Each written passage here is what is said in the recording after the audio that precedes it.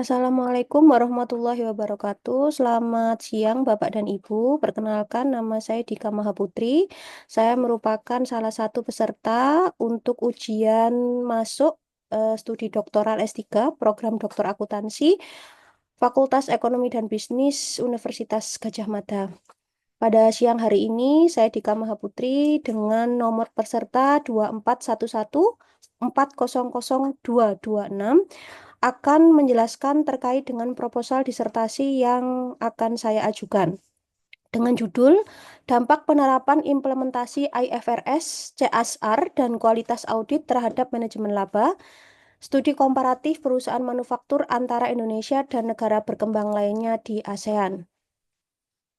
Bapak dan Ibu, latar belakang pertama mengapa saya mengambil judul ini adalah karena pada dasarnya setiap perusahaan ingin sekali memperoleh profit atau laba. Akan tetapi terdapat beberapa permasalahan yang terjadi pada perusahaan, utamanya terkait dengan informasi laba. Informasi laba seringkali digunakan oleh para pemangku kepentingan sebagai dasar pertambangan dalam pengambilan keputusan. Laba diyakini sebagai indikator utama yang mencerminkan kesehatan dan keberlanjutan suatu perusahaan. Oleh karena itu, manajemen cenderung menitikberatkan pada laba untuk memenuhi harapan para pemangku kepentingan. Hal tersebut mendorong para pemangku kepentingan serta mendorong manajemen memiliki masalah agensi, di mana terdapat perbedaan kepentingan antara prinsipal, yaitu investor, pemegang saham, serta pemilik dengan agen atau manajemen. Dengan demikian, sangat penting bagi kita untuk melihat serta mengkaji terkait dengan praktik manajemen laba, karena manajemen laba dapat mengaburkan gambaran tentang presisinya suatu laporan keuangan dan juga kinerja perusahaan. Hal ini dapat membuat dan menimbulkan kelirunya pengambilan keputusan yang tidak tepat oleh para pemangku kepentingan, dan juga secara jangka panjang dapat merusak kepercayaan terhadap integritas sebuah laporan keuangan. Tindakan manajemen laba yang ingin saya kaji dalam penelitian ini memiliki pengaruh yang sangat besar bagi keberlangsungan suatu perusahaan. Bapak dan Ibu, fenomena adanya manajemen laba atau kasus terkait dengan integritas sebuah laporan keuangan beberapa tahun ke belakang ini sering terjadi. Beberapa di antaranya seperti yang saya tampilkan pada presentasi saya, yaitu kasus yang dialami oleh Lippo Karawaci, yang mana laba dari Lippo Karawaci ini melonjak drastis hingga 135%. Selain itu juga terdapat sebuah kasus yang terjadi di Waskita Karya, di mana di Waskita Karya ini sebagai sebuah BUMN diduga melakukan manipulasi data keuangan. Fenomena terkait dengan manajemen laba tentu tidak hanya terjadi di Indonesia, ada beberapa kasus lainnya yang juga sudah terjadi di beberapa tahun ke belakang. Antara lain adalah kasus di General Electric, yang mana di General Electric ini terdapat dugaan terjadi accounting fraud sebesar 38 miliar dolar. Selain itu juga terdapat kasus di Toshiba, di mana di Toshiba accounting skandal ini menyebabkan pimpinan-pimpinan dari Toshiba mengundurkan diri karena mereka diduga memarkup pendapatan dengan melakukan diskon besar-besaran.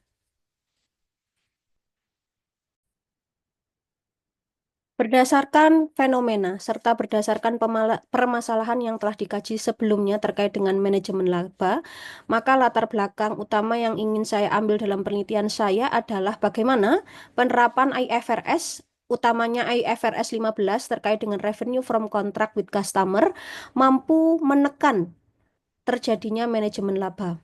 Upaya manajemen laba dapat diatasi atau dapat ditekan dengan menggunakan IFRS, karena IFRS sendiri memiliki sebuah kekuatan, yaitu IFRS ini berbasis pada prinsip atau principle based approach, di mana tidak berdasarkan pendekatan berbasis aturan atau rule based approach.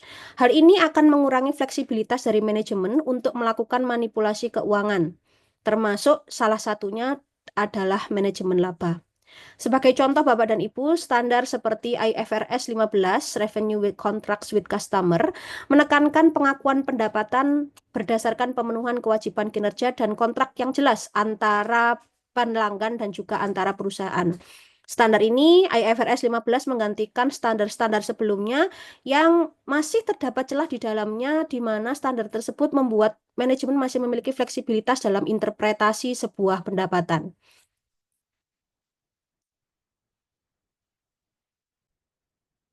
Upaya yang lain yang kemudian saya pertimbangkan juga sebagai salah satu upaya untuk menekan manajemen laba adalah implementasi dari CSR atau Corporate Social Responsibility. Manajemen laba dapat diminimalisir dengan menggunakan CSR karena CSR merupakan sebuah kebijakan bisnis suatu perusahaan yang bertujuan untuk mencapai hasil yang berkontribusi positif pada masyarakat dan juga lingkungan. Perusahaan yang aktif memberikan CSR dapat memaksimalkan nilai bagi para pemangku kepentingan, sehingga di mana CSR ini nantinya bisa untuk digunakan meningkatkan kepercayaan dan reputasi melalui nilai-nilai yang terdapat pada CSR itu sendiri. CSR dapat membantu mengurangi manajemen laba karena CSR menarik perhatian dan pengawasan dari publik. Tekanan ini mendorong perusahaan untuk senantiasa menjaga keakuratan laporan keuangan sehingga mengurangi kesempatan untuk praktik manipulatif. Selain itu, perusahaan juga dapat mengurangi praktek manajemen laba dengan menerapkan audit independen yang berkualitas. Auditor yang kompeten dan independen memiliki peran penting dalam mendeteksi kesalahan dan kecurangan dalam pelaporan keuangan. Oleh karena itu, kualitas audit yang tinggi diharapkan dapat meningkatkan kredibilitas laporan keuangan dengan memastikan adanya praktek audit yang transparan dan juga akurat, di mana praktek audit yang transparan dan juga akurat ini akan membantu untuk meningkatkan pengawasan sehingga manajemen akan mengurangi perilaku-perilaku yang mengarah pada manajemen laba. Selain itu, terdapat berbagai keragaman dari penelitian terdahulu yang kemudian menjadi salah satu research gap atau hal yang menarik dalam penelitian saya. Untuk penelitian terkait dengan penggunaan IFRS untuk mengurangi praktek manajemen laba telah dilakukan oleh beberapa peneliti terdahulu, yaitu Capcom et al. 2016, kemudian ada Dejo et al., kemudian Daukakis, Hoki et al., dan yang lain. Selain itu juga terdapat penelitian terdahulu terkait dengan bagaimana pengungkapan CSR mampu mengurangi atau berpengaruh negatif terhadap manajemen laba. Dan yang selanjutnya juga terkait dengan kualitas audit. Terdapat beberapa penelitian yang membuktikan bahwa kualitas audit, utamanya oleh auditor Big Four, mampu mengurangi praktek manajemen laba yang dilakukan oleh manajemen. Terkait dengan penelitian ini bertujuan untuk mengevaluasi dampak penerapan IFRS 15 Corporate Social Responsibility CSR dan kualitas audit terhadap praktik manajemen laba di sektor manufaktur negara-negara ASEAN. Kerangka teori yang digunakan dalam penelitian ini adalah teori keagenan. Untuk ide riset, penelitian ini mengeksplorasi bagaimana penerapan IFRS 15, pengungkapan CSR, dan kualitas audit yang berkontribusi terhadap pengurangan praktik manajemen laba. Fokusnya adalah bagaimana memahami interaksi antara ketiga variabel tersebut dalam konteks lintas negara ASEAN. Pentingnya topik ini adalah karena manajemen laba dapat merusak transparansi dan kepercayaan dalam laporan keuangan, serta mempengaruhi keputusan investor, kreditor, dan juga regulator. Selain itu, ASEAN sebagai kawasan berkembang memiliki perbedaan dalam regulasi, tata kelola, dan eksposur perdagangan nasional, menjadikannya sesuatu hal yang menarik di mana terdapat perbedaan-perbedaan ini, yang mana tentu praktek manajemen laba sangat berbeda antara negara satu dengan negara yang lain.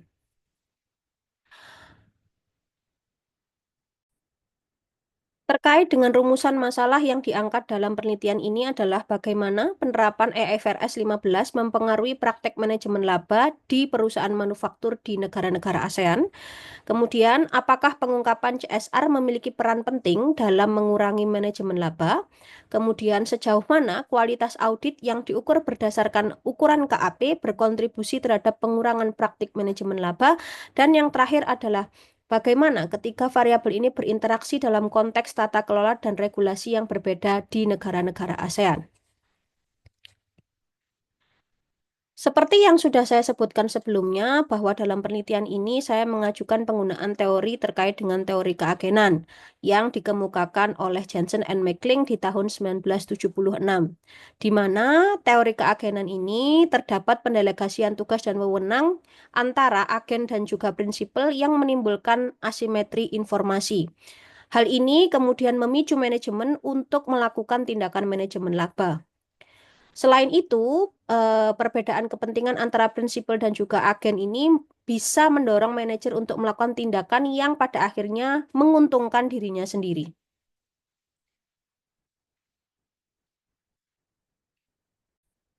Untuk hipotesis yang saya ajukan berdasarkan latar belakang serta perumusan masalah, yaitu yang pertama, bagaimana penerapan IFRS 15 mempengaruhi manajemen laba, yang mana dirumuskan dalam hipotesis 1, penerapan IFRS 15 berpengaruh negatif terhadap manajemen laba. Kemudian hipotesis yang saya ajukan yang kedua adalah pengungkapan CSR berpengaruh negatif terhadap manajemen laba. Dan hipotesis ketiga yang saya ajukan adalah kualitas audit berpengaruh negatif terhadap manajemen laba. Kerangka penelitian yang saya ajukan seperti yang telah saya jelaskan sebelumnya, yaitu bagaimana pengaruh adopsi IFRS, pengungkapan CSR, kualitas audit terhadap manajemen laba, di mana memiliki variabel kontrol, ukuran perusahaan, pertumbuhan, serta leverage. Untuk metode penelitian yang saya gunakan adalah jenis penelitian kuantitatif dengan data diperoleh dari laporan keberlanjutan, laporan tahunan, serta laporan keuangan. Populasi dan sampel menggunakan teknik purposive sampling yang mana menggunakan perusahaan manufaktur yang berturut-turut terdapat pada bursa-bursa saham negara ASEAN, BEI, SGX, Bursa Malaysia, dan East AD, periode 2020 hingga 2024. Untuk analisis data, saya menggunakan analisis data panel dengan fixed effect model, kemudian menggunakan uji asumsi klasik, dan juga uji hipotesis. Untuk variabel dependennya, yaitu manajemen laba, yang diproksikan dengan menggunakan RIM, kemudian variabel independennya yaitu penerapan IFRS 15 menggunakan proksi variabel dummy, kemudian CSR yang menggunakan proksi indeks GRI, dan kualitas audit yang menggunakan variabel dummy Big Four.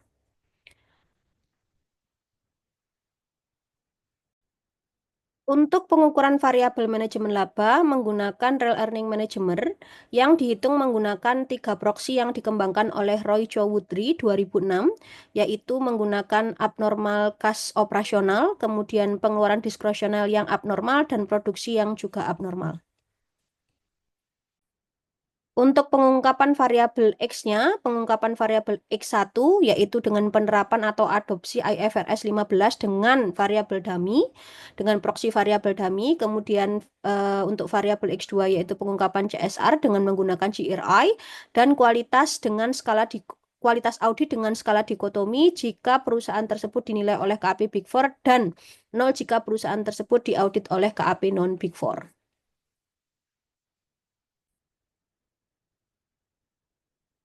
Untuk variabel kontrol sendiri, terdapat ukuran perusahaan atau size yang diukur menggunakan total aset, kemudian leverage yang diukur dengan menggunakan total hutang dibagi total ekuitas, dan pertumbuhan perusahaan atau growth yang diukur dengan menggunakan total penjualan periode ini dikurangi total penjualan periode lalu dibagi total penjualan periode lalu.